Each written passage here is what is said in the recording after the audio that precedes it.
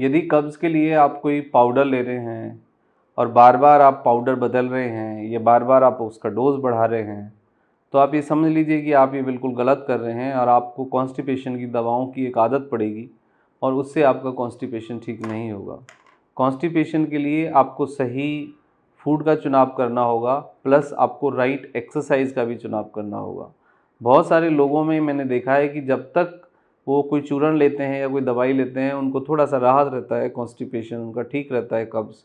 लेकिन जैसे ही वो उसको छोड़ते हैं तो फिर दोबारा से कॉन्स्टिपेशन आ जाता है, या कुछ दिन के बाद देखते हैं कि उसकी आदत उनको हो गई होती है और वो डोज बढ़ाते रहते हैं। उससे फिर आपको डिहाइड्रेशन होता है, मिनरल्स की कमी होती है, गट आपकी इंटेस्टाइन सेंसिटिव हो जाती है, या तो इन्फ्लामेशन आ जाता है या परफोरेशन हो जाता है या इंटेस्टाइन सेंसिटिव हो जाती है, जिससे कि आपका पेट साफ़ नहीं होता है जब तक वो आप दवाई ना ले लें।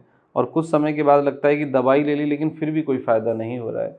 तो कुछ नेचुरल व्यायाम है, यदि वो एक्सरसाइज आप करें तो उससे आप अपने कॉन्स्टिपेशन को डील कर सकते हैं।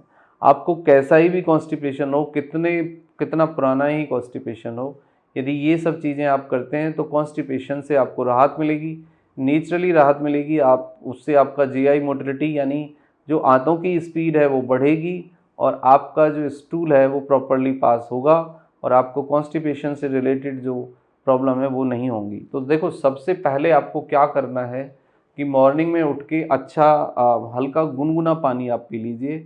उसमें हल्का सा सॉल्ट, आप सॉल्टी वाटर ले सकते हैं या जीरे का पानी ले सकते हैं या फिर लेमन सॉल्ट वाटर ले सकते हैं।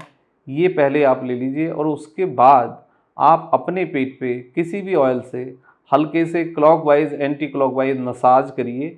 तो इससे क्या होगा, जब आप पानी लेते हैं और उसके बाद जब मसाज करते हैं तो आपकी जो इंटेस्टाइन की मूवमेंट है वो बढ़ जाती है। फर्स्ट आप जीरे का या लेमन वाटर लीजिए, उसके बाद आप पेट को आराम से मसाज करिए और उसके बाद आप रनिंग कर सकते हैं, जॉगिंग कर सकते हैं। ये आपके लिए हेल्पफुल रहेगा।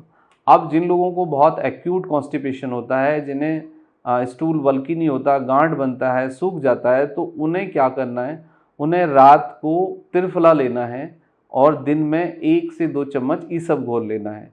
रात को त्रिफला से मतलब है मेरा कि एक चम्मच पाउडर त्रिफला या फिर 2 से 3 टैबलेट या 4 tablet according your requirement, triphala की टैबलेट रात को गर्म पानी में लेनी है, ठीक है।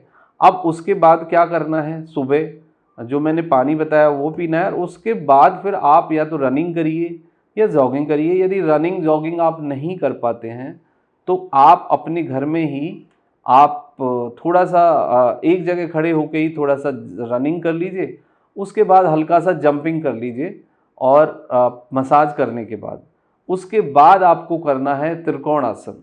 त्रिकोण आसन करिए, आराम से स्ट्रेच करिए प्रॉपरली, दोनों पैरों को अच्छे से खोल लीजिए और आप त्रिकोण आसन करिए। इसको हम गट का हम वार्म अप या फिर गट की मूवमेंट एक्सरसाइज भी कहते हैं पेट के लिए।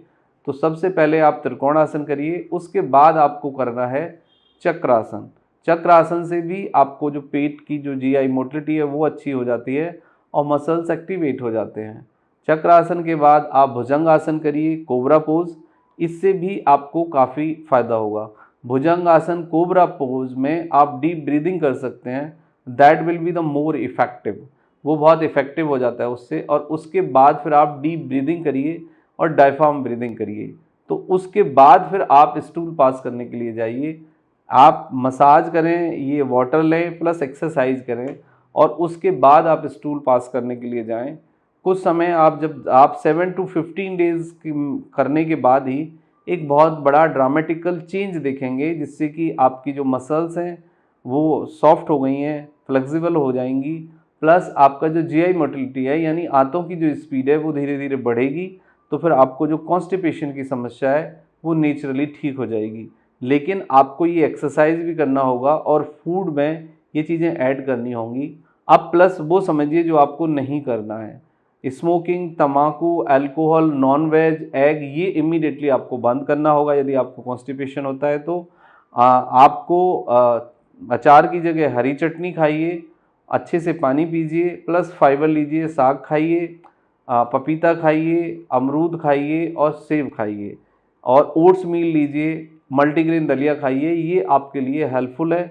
इससे आपको बल्कि लग्जेटिव मिलेगा, प्री प्रोबायोटिक्स मिलेंगे और डाइजेशन आपका नेचुरली रेगुलेट होगा। लेकिन फिर भी आपको कोई समस्या कॉन्स्टिपेशन से संबंधित रहती है तो खुद से लग्जेटिव की आदत मत डालिए।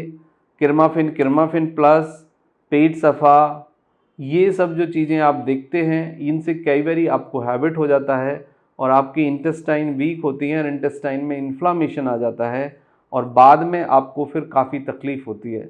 तो इस तरह के इलाज से बचिए, इस तरह की आदत से बचिए। ये एक्सरसाइज करिए और फूड को करेक्ट करिए, तो नेचुरली आप कॉन्स्टिपेशन को ठीक कर सकते हैं। Thank you very much and take care yourself.